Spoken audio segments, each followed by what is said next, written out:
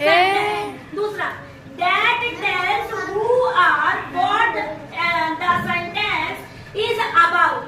कह रहा है जिसके बारे में बताता है कि वो कौन है, क्या है, ठीक है। सब्जेक्ट बताता है कि वो कौन है, क्या है, वो कौन चीज क्या कर रहा है, वो चीजें स्टार्टिंग से।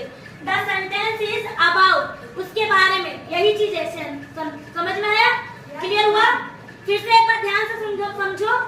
सेंटेंस, सब्जेक्ट में सेंटेंस जब स्टार्ट होता है तो जो सबसे पहला आता है ही, सी, इट या कोई नेम, जिसके बारे में हम कुछ बात करते हैं, जिसके बारे में हम बताते हैं, तो जो पहला पार्ट होता है वही क्या कहलाता है?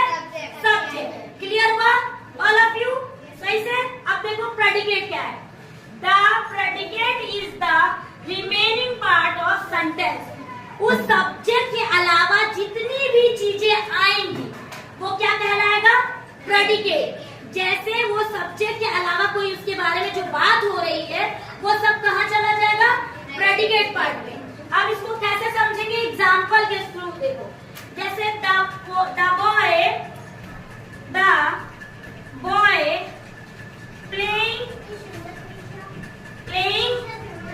In the park. एक लड़का है जो कहाँ खेल रहा है? पार्क में। एक लड़का है जो कहाँ खेल रहा है? तो सब्जेक्ट कौन हुआ? सब्जेक्ट कौन हुआ? The boy. सिर्फ द नहीं, द बॉय। बात किसके बारे में की जा रही है? द बॉय के बारे में, लड़के के बारे में बात की जा रही है। तो ये क्या कहलाएगा? सब्जेक्ट। क्या कहलाएगा? सब्जेक्ट। ठीक है। और क्या कर रहा है वो लड़का? खेल रहा है। तो यहाँ से जो भी पार्ट्स बच रहा है, द बॉय के बाद जो भी पार्ट्स बच रहा है वो सब क्या कहलाएगा? प्रेडिकेट। क्या कहलाएगा? प्रेडिकेट।